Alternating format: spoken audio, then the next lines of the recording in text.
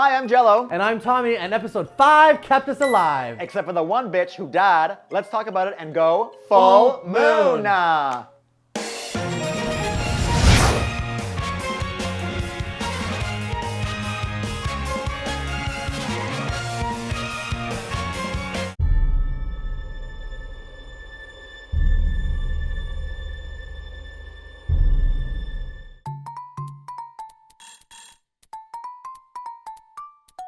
Girl, what are you thinking about? The Mini Moon Minute. Let's go.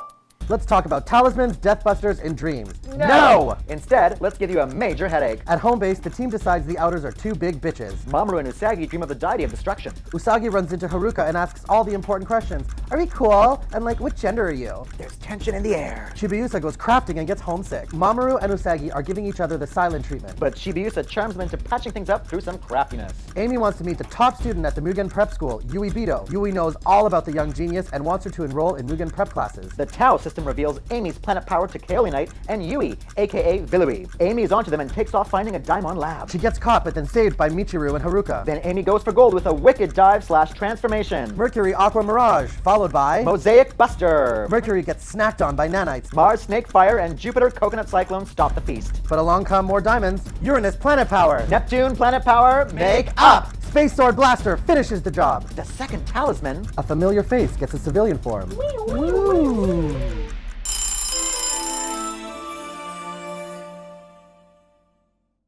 Okay, let's talk about the outers versus the inners. What's your take on the outers attacking the inner senshi? So right away, the inner senshi are wondering if these guys are allies or not, when in fact, even though they did save Chibiusa, they're not really allies. They clearly have a different mission, and they have absolutely nothing but disdain for these inner scouts. They even used world shaking on them to knock them out. Knock the bitches out. And of course, we had Michiru or Sailor Neptune using her violina to destroy their earbuds. What's this? That is the world's smallest violin. But we also had an illusion from Luna when they were talking about the outers, how the outers had they were their own planets. They were in solitude. They never had any interactions with the inner planets. So that's kind of a good foreshadowing as to their role, I think, in this series. They've got their own sort of shtick going on. They have a different mission, and they are keeping to themselves. And so it's really cool to see the difference between the outers and the inners with their goals. Yeah, I'm glad you really pointed that out. And Luna Me too. mentioned.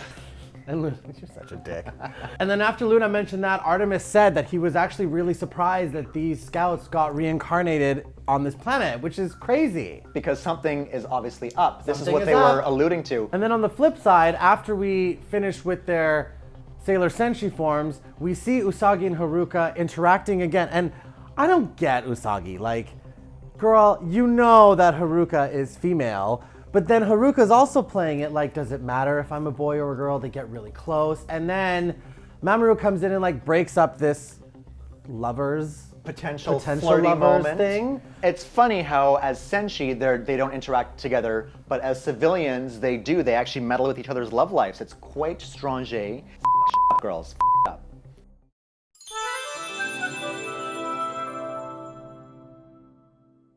One thing that we're really seeing in this episode and in this season overall is how Chibiusa is actually not a whiny little bitch like she was in the original anime.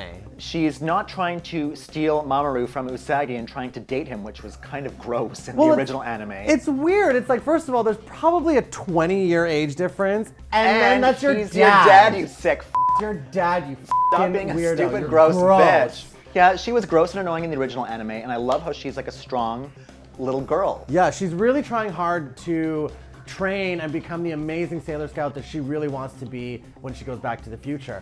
One thing that you're going to see a lot in this episode is that she's actually finding out a lot of things before anyone else. She noticed that Neptune was actually Michiru because of the mirror. Well, then later, she goes to the other senshi at the arcade and she's talking about how she has a school project and she wants Mamoru to help her out, but he's at home with Usagi sulking like a little whiny bitch. So then Chibiusa goes over there and talks about how she needs to make a holy grail, a chalice, for, I guess, her homework. Yeah, she was inspired by her mother from the future who used this holy grail in times of crisis. So There's something big brewing. How did she get this to begin with? She obviously got it from this interaction from the Tau system. I'm so glad that you actually said that because I didn't think you were going to be smart enough because that's what happened. Are you smart enough to be my man, my man? Little Sheryl Crow for you there, honey. I do love the parts where Chibiusa was mentioning in the future how she'd sneak into her mom's room and play with her jewels and all that. And a giant and bed. that was heavenly soft. I do love the fact that she had a human moment. She was crying, but she pulled it all together and said, I'm here to be a strong senshi, so let's get done. And also, like we said in the first series, in the first anime, she's trying to break up Mamoru and Usagi, but in this one, she actually used the excuse of doing her homework to bring them together, and she was fake sleeping with Diana. So, I mean, I think this season, she's really getting a good arc, and she's growing up to be probably one of the better characters in the entire series, A responsible young girl, and who really cares about her parents in the future and in the present. So, Chibiusa, keep that pink up. We love you.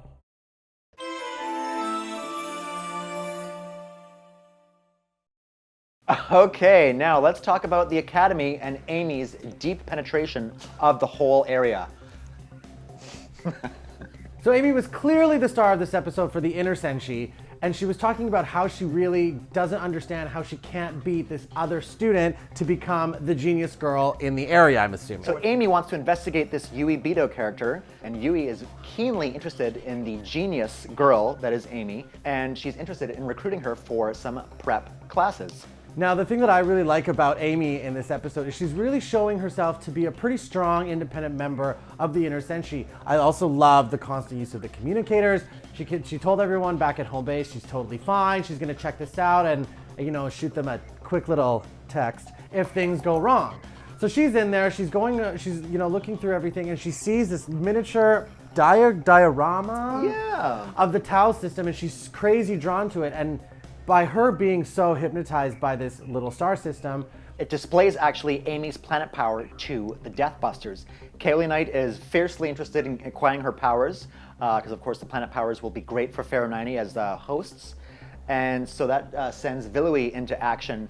But before she goes into action, Amy realizes that someone is watching her and chucks the pen right at the camera. Pulls out her nerdy pen and busts the camera up, almost like a Batman kind of thing. It was insane. I'm so happy. I almost want to say I'm so proud of her because she's really kicking ass this season. She's not the weak, defenseless. No, she's like one of the strongest, smartest, overall best scouts of the inner senshi, and I love seeing that. Why did Michiru and Haruka offer to help her once she was captured?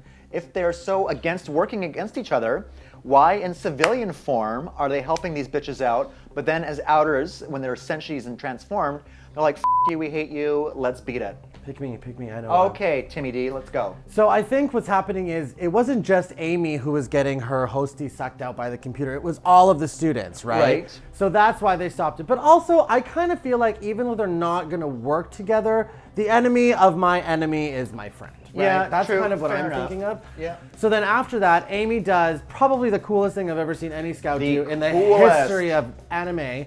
She runs out after talking to her communicator, jumps out the window, transforms midair, lands in water, comes out in a water tornado into a pose, and her greeting, that was insane. That was insane. It was the best. I want to say one of the best moments ever in Sailor Moon history. Yeah, from someone that we wouldn't expect it to happen from, which made it even that much stronger. She's jumping out of this tall building into the pool and ready to shit up. She's fearless. Amy, you rocked this episode. Way to go, girl.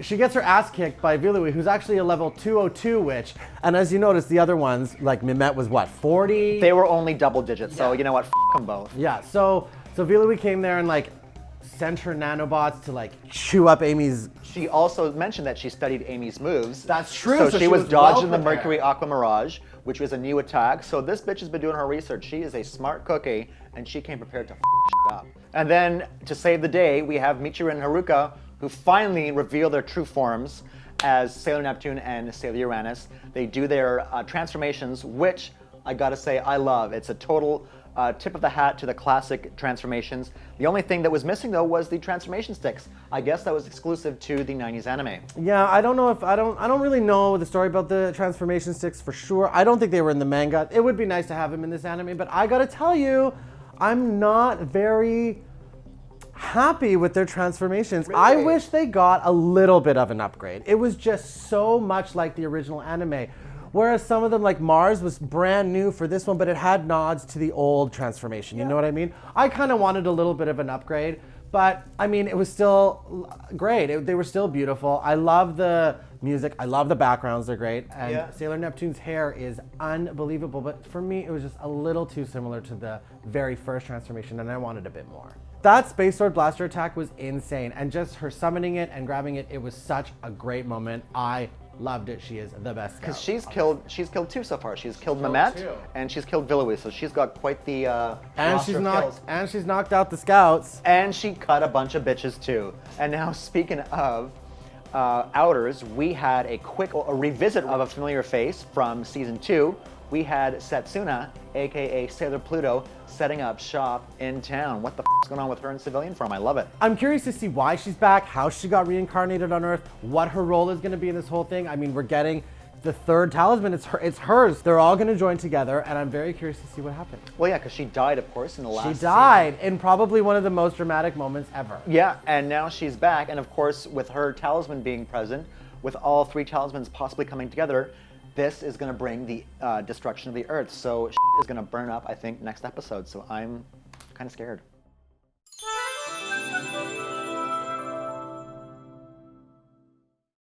Obviously mine is when Sailor Mercury turned full Mariah Carey in the Honey video, jumped out the window into the pool. It was such a great moment for me. You could tell in this episode that I could not stop talking about it. I probably watched it at least 15 times on its own.